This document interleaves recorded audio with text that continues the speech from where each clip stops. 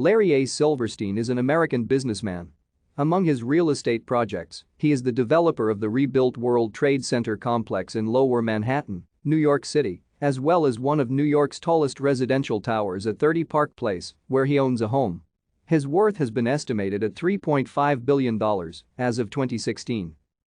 Silverstein was born in Brooklyn and became involved in real estate together with his father, establishing Silverstein Properties.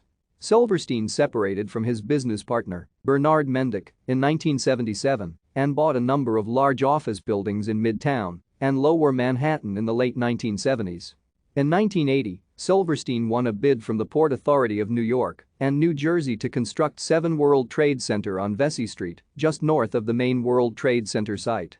Silverstein was interested in acquiring the original World Trade Center complex and put in a bid when the Port Authority put it up for lease in 2000.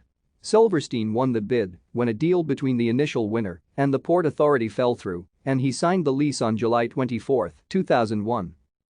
Soon after the September 11 attacks, in 2001, Silverstein declared his intent to rebuild, though he and his insurers became embroiled in a multi-year dispute over whether the attacks had constituted one event or two under the terms of the insurance policy, which provided for a maximum of $3.55 billion coverage per event.